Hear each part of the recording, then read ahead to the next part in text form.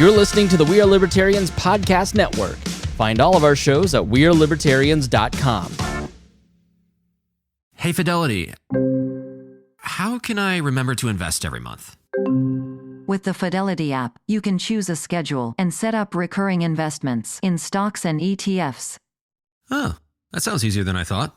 You got this. Yeah, I do. Now, where did I put my keys? You will find them where you left them. Investing involves risk, including risk of loss. Fidelity Brokerage Services, LLC, member NYSE, SIPC. You know what's smart? Enjoying a fresh gourmet meal at home that you didn't have to cook.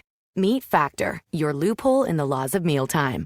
Chef-crafted meals delivered with a tap, ready in just 2 minutes. You know what's even smarter? Treating yourself without cheating your goals. Factor is dietitian approved, chef prepared, and you plated. Pretty smart, huh? Refresh your routine and eat smart with Factor. Learn more at factormeals.com. Welcome to Podcasting of Platforms. Thank you for joining me today. Today is Equipment Day. This is the day that everybody's excited about because everybody loves a little retail therapy. And the cool thing about podcasting is there's an almost unlimited amount of money that you can waste when buying equipment to do a podcast. And I know a ton of podcasters, and I don't know anybody that does it the same way. All my friends who started podcasting 10 years ago, they all do it a totally different way than I do it. So there are a ton of options, and it's really hard to narrow it down. So what I want to do today is try to help you figure out what equipment to buy without spending too much money. The first thing I will say is that I don't know if the Blue Yeti was the first USB microphone or what, because over the last 15 years, I have seen it recommended as the microphone to buy if you're going to do a podcast. I don't agree with that assessment. It is a condenser mic that is built for teenagers playing video games, talking to each other. It is not built for podcasters. It's squatty. It's got a weird little mic stand. I just don't think it sounds good. It just doesn't sound good, and it doesn't sound right for podcasting. That's because it's a cheap condenser microphone. To get a good condenser microphone, you usually have to spend a lot of money. I am talking into a $500 Audio-Technica microphone. To be specific, it is an Audio-Technica 4033. No, I'm not sponsored by Audio-Technica. No, I'm not opposed to that, but I just find them to be the highest quality microphones for the cheapest price. So, if we're not going to use the Blue Yeti, what should we use? Well, it depends on how you're going to record your podcast. Are you going to do it alone in your room, talking into your computer over Zoom with interview subjects or your friends? Are you going to be doing it with all of your friends in the same room? That really makes a difference. Are you going to have a home studio setup? Are you going to be traveling every episode, breaking it down? That can make the choice a little bit different. In reality, there is no right or wrong way to do it. There is the way that is best for your budget and the way that is best for your ability to sound good. And you have to sound good. One of the things that made the We Are Libertarians podcast different in the beginning compared to other podcasts that gave us an early advantage is that I was willing to spend a lot of money, thanks to many of my donors, people like Jason Doolittle, Craig DaCosta, Christy Avery, who helped me purchase good equipment. Those listeners loved the show and wanted to help us get the best quality possible. And that made us sound really good. And so most people were doing Blog Talk Radio. Do you remember when podcasts were done on Blog Talk Radio? It was literally conferencing software over the phone, and it was just bad in the early days. Now it's fairly cheap to do a podcast well, and there's a ton of great options, but those ton of options can be overwhelming. So let's start with just one basic thing about the microphones. Let's start with the microphones. You have basically two choices. You have a dynamic microphone or a condenser microphone. Now, I don't want to confuse you too much, but a dynamic microphone is basically like a speaker in reverse. This comes from our friends over at Sweetwater. In a speaker, electricity vibrates the diaphragm, which creates the sound waves, right? You've all been standing in front of your parents' giant speakers when you were kids, feeling the vibration of that. Well, the dynamic microphone, on the other hand, uses sound waves that vibrate the diaphragm and create the electricity. Then that electricity is increased with the use of a transformer and sent to the microphone's output. The condenser microphone is, in simple terms, like a battery. The sound waves vibrate the diaphragm with a magnetic plate that's behind it, and when this happens, it creates a boost of voltage, which is sent through the phantom power supply to increase it to the output of your microphone. All that is confusing and means nothing to you. Here's the basic principle you need to remember. Dynamic microphones, not as sensitive. They can take a lot of volume, and they can pick up less noise than a condenser microphone. So to give you an example of this, let me turn off all the processing on my microphones and let you hear the sounds in this condenser microphone.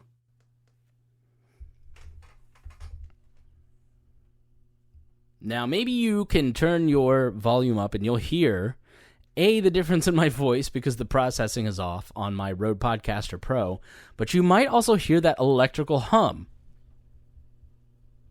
Now, maybe you don't know what that is, but that is my humidifier. I've had some laryngitis recently, and so it's trying to help keep my vocal cords moist. Sorry for the use of the word moist, but here's a dynamic microphone that I'm talking into, a Shure SM48, with that same noise. Do you hear it? No. Do you hear the airplane that is flying in the background outside my window? No, probably not. And does this sound pretty good? Yeah, it sounds pretty good. Now, this is a $40 microphone, and the other is a $500 microphone. Does the $500 microphone sound better in terms of voice quality and detail that you hear in my voice? Yes. But could you listen to a podcast where someone is talking into this microphone for a long time because the sound is quiet and clean and the voice is clear and crisp? Absolutely. But you get a lot less room noise. Without any processing. There's no processing. If I have the processing off on the condenser mic, you hear all the background noise. If I have the processing off on this, you don't hear the background noise. You got to get close to it, but you hear everything in this dynamic microphone. So if I'm recording a podcast at my house, and I'm recording on something like Zoom or doing a solo show like this, I'm talking into my condenser microphone through my Rode Podcaster Pro. And if I'm out in the field recording something like the Pat Down, then I'm taking with me my Shure SM48 dynamic microphones and my H6 recorder, a Zoom recorder. And the reason is that the Zoom is a lot more portable than the Rode Podcaster Pro, and the dynamic microphones don't require any of the processing of the Rode Podcaster Pro. You don't need any of the noise gating. The reason you can't hear the humidifier right now as I'm talking is because of what's called a noise gate. And what that does is that cuts out the bottom of the sound waves. So it takes out kind of the low hums or the room noise. It kind of, if I'm talking here, I'm hitting high peaks on my volume and the middle of the sound waves are deep. If I'm talking back here, it's a lot less volume. The waves are not peaking as high and there's not as much. You can also hear a lot of room noise bouncing in the background. You've got to consider all of these things when picking your microphones. A lot of people, what they do is they will say, the more money I spend, the better the quality. Well, that's not necessarily the case. You can buy that Joe Rogan microphone, the Shure SM7B, for $500. It is a dynamic microphone, but you're still going to probably have to buy what's called a cloud lifter, which is going to add some gain to your microphone so it can even be heard in your recorder and to make it as sensitive as this. The Audio-Technica makes a $150 dynamic microphone that I think is just as good as the Rode $500 microphone. That is the new Audio-Technica AT2040 hypercardioid dynamic podcast microphone. It looks amazing, it sounds great, and I recommend it. You may need a cloud lifter. I just don't think it sounds as good on my voice as this microphone, which is the AT4033A. And it's the one that I use because it's a lot more sensitive and I don't have to push my fragile voice as hard as I do on a dynamic microphone. Now, maybe you don't want to spend $500 on a cardioid microphone, but you've got a podcast space and you want to use a USB mic because you want to sound even better than maybe just the dynamic ATR2100. Well, I recommend the AT2020, the Audio-Technica AT2020 USB Plus cardioid condenser USB microphone. This is the choice of many pros in radio. It sounds fantastic. In some ways, I think it sounds better than this microphone. And again, it's not that expensive. It is only right now $131 on Amazon. Now that is for the USB version. You can buy the AT2020 XLR version for $91. It's a great sounding podcast microphone. You'll find the links to all of these recommendations in the show notes so you can pick and choose what you want to use. But that $100 Audio-Technica 2100 USB microphone that is simple, that doesn't require processing, that is $100, is my go-to for new podcasters if they're going to do a solo show. It's all you need. You plug it in, you record over Zoom, you record over something that is a little more technically challenging but sounds a lot better like Riverside.fm, then you're good to go. That's all you need to start your podcast. But let's say you want to record in person. Well, now you've got a couple more choices to make. Or if you got a little bit more of a budget that you want to spend and you want to buy some better equipment, well, then you've got a couple different choices. The main tools that you have when recording a podcast are your microphone, the mic cord, the recorder, and what you're going to edit in, basically. Those are the tools. And the device that I use, that I love, that I recommend all the time is the Rode Podcaster Pro. It sounds amazing. It's got processing on it. It has 4 inputs. It allows you to do Bluetooth, so you can have call-ins or play music, which... don't play unlicensed music in your podcast. Like, you can't just crank out the Led Zeppelin and do a show without getting in trouble legally. But let's say you wanted to play some audio clips because you do a news podcast. You can connect the Rode to your computer and play them that way. You have an output that goes to some monitors. It's a really versatile device. It's got some sound effects that you can play. So I have things like my podcast intro. All right, let's get back to some boring subjects. That are available on the Podcaster Pro. You can do live mixing. It does all the recording. It's a fantastic device that sounds great, that is super reliable for around $600. And everything's just right there in one device. Whereas if you go with something like the Zoom H6 6-track portable recorder, it's like the size of a cell phone, as opposed to the size of kind of a 13-inch laptop as the Rode Podcaster Pro is. It's much more portable. So when I was on the road this past week in Houston, I took it with me. I could put 4 microphones, cables, and the Zoom recorder in my backpack and take it on an airplane easily. The downside with the Zoom is that if you want to use it to record on your computer, it's going to have... It's a lot more challenging. You don't have the sound effects, but it's around $350. So it is a lot cheaper and will be a great recorder. So if you and your friends are getting together, you're going to record 4 people in a room, you can choose the H6 or the Rode Podcaster Pro, and you know it's going to work great. I recommend them both. The way that I used to do it is I had a Mackie mixer, a 16-port Mackie mixer. It was enormous. And then I would run that into the Zoom H6, and I had like 4 or 5 different processing boxes called the DBX 286 that would then help me with some noise gating and some other things on the microphones. We used Shure SM58s to record the podcast. It sounded really good, but it was this giant rack of equipment, and all of that has been replaced by the Rode Podcaster Pro that just sits here on my desk. And I use it every day. I use it all the time. It is a great tool. Coming from radio, it's what we use in the radio industry now. It's a fantastic product. I know Tascam has one like it. I have no experience with it, but I really love the Rode Podcaster Pro. I recommend it highly. So if you're doing an in-person podcast or even a podcast solo, you can't go wrong with the Rode Podcaster Pro. You can use those dynamic microphones that I mentioned, the Shure SM58s, which are $100. Which, when you think microphone, you think of the Shure SM58. It's what you see every performer on stage with. It's like the black handle with the silver head that's kind of round. They make an SM Shure 48, which is a cheaper option. It's more plasticky, and I think it's around $40. I have the older version, which are metal still. There was like literally no difference in the day between the 48s and 58s. I recommend those microphones because they're time-tested. They're never going to go bad. You have to really abuse them, drive over them with your tractor to like get it to not work. It's just an industry standard workhorse for musicians for a reason, and you can't go wrong with them. They're great microphones, and like I said, if you get the cheaper ones, they're $40. So you get 4 of those, that's $120. And then you've got your Rode Podcaster Pro, that is $600. So you're up to $720 for that in-person podcast. You need windscreens, your pop filters. So when you go pop, then it doesn't pick it up. That's about $5 or $6 a piece. I don't recommend skipping on that at all. You really, really want those pop filters whenever you buy a microphone. You don't have to have mic stands, but you're probably going to want them. A good tabletop mic stand with some weight on it is around $30, $40. I recommend buying them. The stands just make it a lot better because what you get with the dynamic microphone is a lot of that cord rattle. And you'll kind of hear that in the Pat Down podcast sometimes as we're kind of fussing with the microphone. or you'll get somebody who is not talking right on that. They'll be kind of back here, and then you see if I've got it 4 inches from my face as opposed to 1 inch from my face, the sound difference. So a lot of times you want to control the consistency of the sound. I don't have a pop filter, which is why you're getting a lot of P's and S's in this. Then you can kind of control the sound and make it sound better, and people don't have to fuss with it. But spending those little...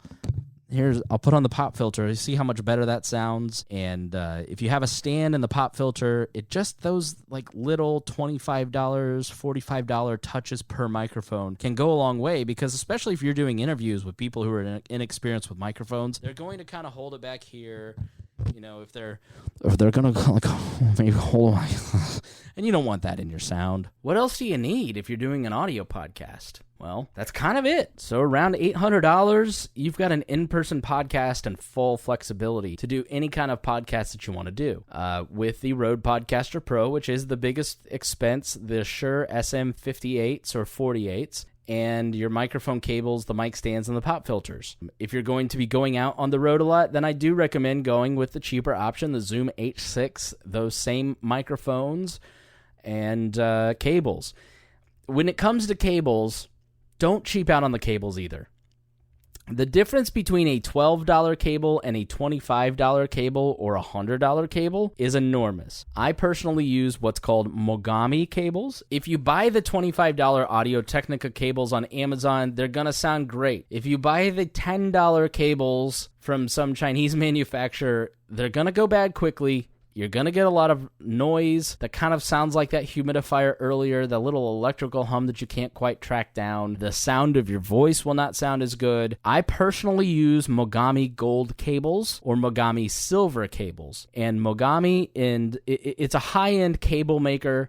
They're fairly expensive, but they're just like rock solid. They don't have any noise interference. You don't get any RF from radio signals or Wi-Fi signals picked up in the microphone, because they're well insulated, and they last a long time, and I think they have a lifetime guarantee as well. I used cheap cables early on, and I always had to replace those cables. I've never had to replace a Mogami or Audio-Technica cable. They work great. I promise. Audio-Technica, it's just top quality stuff. You cannot go wrong with Shure, Audio-Technica, Rode, Mackie. Some of these things are just top end for a reason. And then if you see the cheaper options, like, let's say, Behringer, sometimes you get what you pay for. Now, Behringer makes a lot of good products, and they make some cheap products. And so, you sort of get what you pay for there. So let's talk about headphones. My headphones are the AKG K240 Studio headphones. They are the headphones that I started using in radio in 2004. I cannot talk into a microphone with any other type of headphones, or else it sounds weird to me. They're about $60.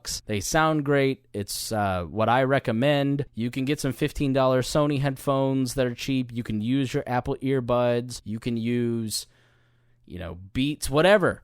Whatever sounds good to you, use them. Whatever sounds comfortable to you, it's not really a big deal. I don't think you need headphones for your guests. I have found in radio and podcasting that when a guest has headphones on, it throws them off hearing their own voice. So honestly, I just wouldn't even give headphones to your guests. The Rode Podcaster Pro has headphone amplifiers and 4 ports. And then if you have the H6 and you go that route and you want a headphone amplifier, Behringer makes a $25 option that's pretty good, that works pretty well. Now, one other thing I would add is consider adding on the cases. That can add up a lot. That can increase your budgets. But I have a microphone case for my Shure SM48s. I have the Zoom hardshell case that's waterproof that has saved my butt numerous times. The Zoom H6 also has a bunch of attachments, like a shotgun microphone, which is kind of the long microphone that people use for videos. I have that. I have the various attachments and windscreens that go to that. I have a hard waterproof case for my Rode Podcaster Pro if I need to take that with me. I have a little case for my microphone cables, and I put them all into like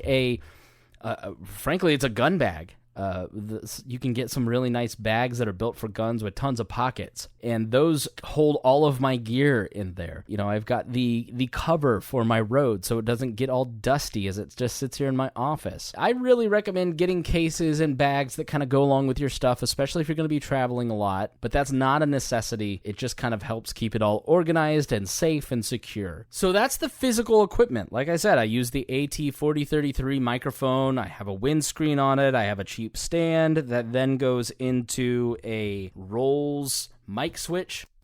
So you can hear me talking. I have to cough. I've got a cough button. You don't need that. There is a mute button on this. This is just kind of leftover from some old equipment. I'm using Mogami gold cables going into my Rode Podcaster Pro that is then connected to my Mac, and then I edit my audio in Adobe Audition. You could use Audacity, which is free. There's tons of great tutorials out there that I'll link to that will teach you how to edit audio for free in Audacity. That is the technical way to do a podcast. You can do it online with that setup. You can do it in person. I'm not connected to a computer and doing this over Zoom. I'm recording this right into the Rode Podcast Pro, and but I will do a podcast later today where I need to be on Zoom. And so then I will connect the same setup to my computer and record it on the Zoom site as well as having a backup on my Rode Podcaster Pro. Now, what about video? Video is a whole different podcast that we will do later. What about hosting and where to put it next? We'll do those in the coming weeks. We'll talk about what podcast host is right for you. But this is just about the physical equipment you need for audio and how to make the right selection. If you're going to buy, I would appreciate you buying through the links in the show notes. Those are affiliate links, which means that if you use them, I will get a commission. So that helps support the show. It helps thank me for the effort of all this wisdom that I'm bestowing upon you. You don't have to use it, but it is polite. So thank you so much for listening to Podcasting and Platforms. I really appreciate it. If you have any questions, it's chris@podcastingandplatforms.com, and I will be happy to answer your questions. Thank you so much, and we will talk to you again soon.